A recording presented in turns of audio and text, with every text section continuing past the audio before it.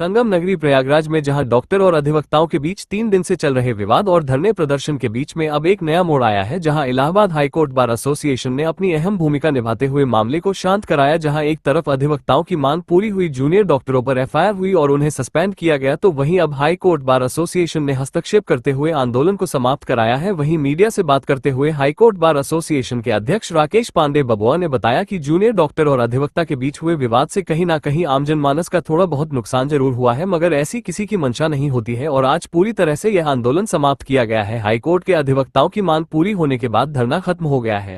तो किस तरह से आज आपने इसको खत्म करा?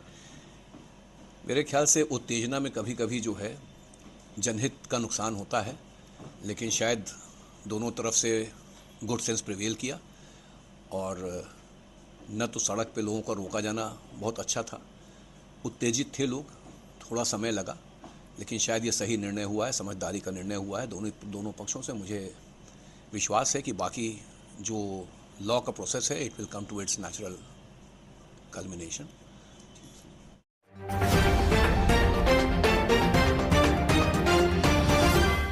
उत्तर प्रदेश में योगी सरकार द्वारा अपराधियों पर नकेल कसने के लिए और जीरो टॉलरेंस की नीति लागू करने के लिए जहां हर संभव और सख्त कदम उठाए गए, तो वहीं अब अभियोजन विभाग को भी माफियाओं और अपराधियों पर नकेल कसने के लिए निर्देश दिए गए, जिसके बाद अपर निदेशक अभियोजन प्रयागराज परिक्षेत्र विश्वनाथ त्रिपाठी द्वारा कलेक्टरेट स्थित जीडी ऑफिस में पहुंचकर निरीक्षण किया गया। वहीं मीडिया से बात करते हुए अपर महानिदेशक विश्वनाथ त्रिपाठी बताया, सरकार की प्राथमिकता है अपराधियों पर नकल कसे। वहीं आज निरीक्षण के दौरान सभी अधिकारियों को अपराधी और माफिया को सख्त सजा दिलाने के लिए निर्देशित किया गया है। मजबूती से पैरवी किया जाए जिससे कोई भी माफिया कानून की गिरफ्त से न बच सके। साथ ही गैंगस्टर कोर्ट में सरकारी अधिवक्ता गुलाबचंद अग्रहरी ने कहा कि जिस तरह से हमें दिशा निर्देश मिले हैं, हम सख्ती से माफियाओं पर कार्रवाई कराएंगे, चाहे वो अली अहमद हो या फिर मुजफ्फर, और जो भी माफिया आए हैं उनके खिलाफ सख्त कार्यवाही कराई जाएगी, जिससे कि प्रदेश में जीरो टॉलरेंस की नीति और कानून व्यवस्था कायम रहे। किया गया है अभियोजन विभाग के द्वारा, और क्या कुछ इसके निरीक्षण में पाया गया, क्या व्यवस्था? आज मेरे द्वारा जनपद प्रयागराज में अभियोजन अधिकारियों के कार्यों का मूल्यांकन किया गया, निरीक्षण किया गया और शासन की मंशा के अनुरूप जो दिशा निर्देश हैं कि टॉप 10 के जो मुकदमे हैं हमारे जनपद के, उनमें अधिक से अधिक सजा कराई जाए। इसी तरीके से प्रदेश के 68 चिन्हित माफिया हैं, जिसमें हमारे जनपद के भी करीब 12 अभियुक्त हैं, उनके मुकदमों में अधिक से अधिक सजाएं कराए जाने का निर्देशित किया गया है। साथ ही शासन का जो निर्देश है कि महिला संबंधी अपराधों में अधिक से अधिक सजा कराई जाए, महिला संबंधी अपराध के अभियुक्त किसी भी तरीके से बच ना पाएं, उस क्रम में हमने अपने कार्यालय के कार्यों का निरीक्षण किया, तो जिसमें ये पाया गया कि विगत वर्ष में 2 मृत्युदंड की सजाएं हुई हैं, जो महिला संबंधी अपराधों के ही संबंध में थी। इसके अलावा आजीवन कारावास 36 मामलों में कराए गए हैं। 10 वर्ष तक की सजाएं 17 वर्ष मामलों में कराए गए हैं और 10 वर्ष से कम की सजाएं 385 मामलों में कराई गई है। जहां तक महिलाओं से संबंधित मामलों का प्रश्न है, तो अधिकतर इसमें सजा ही हुई है। जो कुछ रिहा कराए गए हैं उनकी मॉनिटरिंग की जा रही है कि वो मुकदमे किस तरीके से छूटे हुए हैं। साथ ही अधिकारियों के, अभियोजकों के कार्यों का मूल्यांकन किया गया है। कुछ अधिकारियों ने हमारे अधिवक्ता कार्य से विरत हैं, इस चीज़ को डायरी में अंकित कर दिया है और मुकदमों का कोई विवरण अंकित नहीं किया है। उन्हें निर्देशित किया गया है कि अधिवक्ता कार्य से विरत होने की दशा में भी समस्त मुकदमों का विवरण अपनी डायरी में अंकित करें, उनमें अपने किए गए प्रयासों को दिखाएं और आगे भविष्य में इस चीज़ का ध्यान रखें।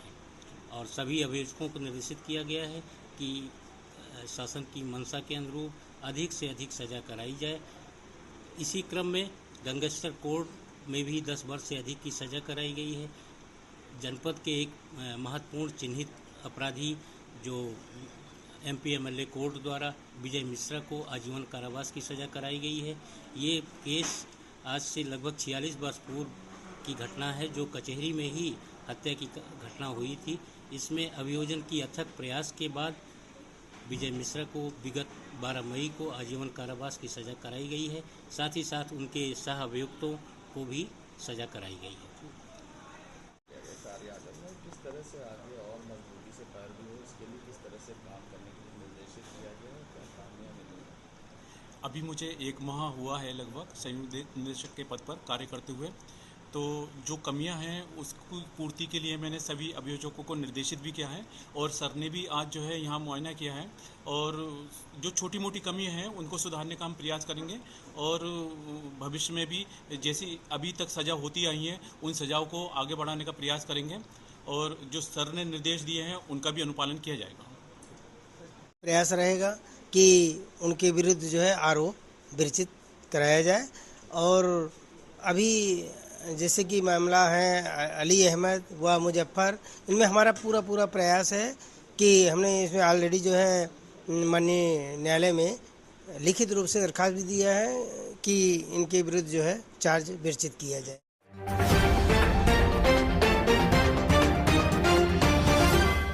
पश्चिमी उत्तर प्रदेश में भीषण गर्मी का प्रकोप लगातार जारी है। आसमान से बरस रही आग से आम लोगों का जनजीवन अस्त व्यस्त हो गया है।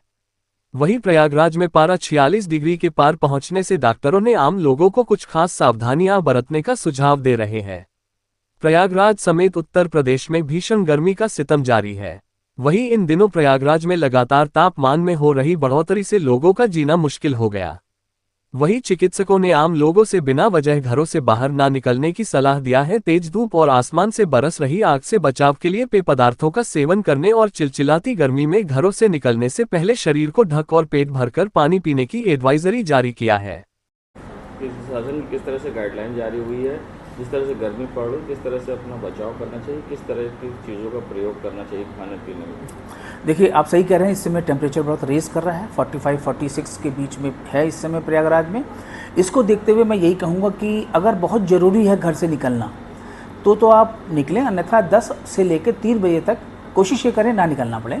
अगर फिर भी निकलना पड़ रहा है तो आप एक तो सिर ढक के चलें, छाता लेके चलें, ढीले कपड़े पहने, सूती कपड़े पहने और अपने साथ पानी ज़रूर रखें कि और अगर किसी को भी अगर चक्कर आता है या उसको जी मिचलाता है या रेस्टलेसनेस हो रहा है तो नियर बाई जो भी चिकित्सालय है वहाँ पर उसको तत्काल दिखाना चाहिए। किस तरह की तैयारी है आपके यहाँ पर? देखिए, शासन के जो निर्देश आए थे उसके दृष्टिगत मैं बताना चाहूँगा, मैंने अपने चिकित्सालय में 25 बेड का एक वार्ड हीट से रिलेटेड स्ट्रोक वार्ड मैंने तैयार कर रखा है।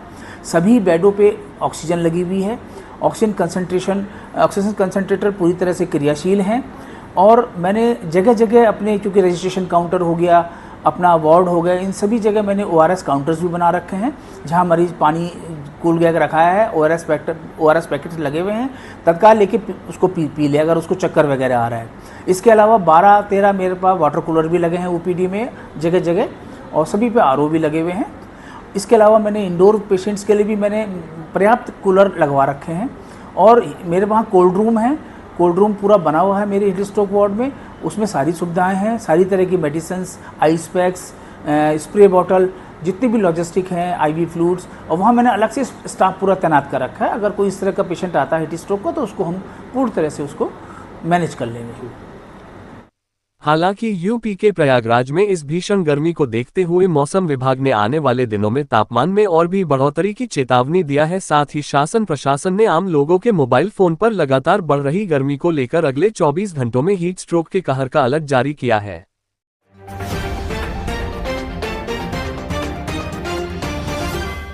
प्रयागराज रीवा हाईवे पर शुक्रवार सुबह दर्दनाक सड़क हादसा हो गया। तेज रफ्तार XUV कार डिवाइडर पार कर दूसरी लेन में पहुंच गई और सामने से आ रही अर्टिगा कार से टकरा गई। टक्कर इतनी भीषण थी कि अर्टिगा कार का अगला हिस्सा पूरी तरह पिचक गया और XUV पलट गई। हादसे में अर्टिगा सवार पिता और उसके 2 बेटों की मौत हो गई, वहीं 6 लोग घायल हो गए। हादसे के बाद मौके पर चीख पुकार मच गई। राहगीरों ने दौड़कर दोनों गाड़ियों से घायलों को बाहर निकाला। अर्टिगा चालक दरवाजे में फंस गया था, जिसे लोगों ने दरवाजा तोड़कर बाहर निकाला।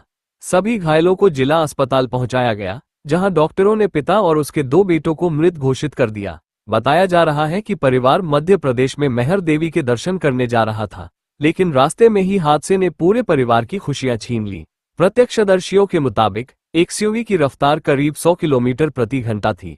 हादसा शुक्रवार सुबह करीब 10:30 बजे नैनी नए पुल स्थित लेप्रोसी चौराहे के पास हुआ।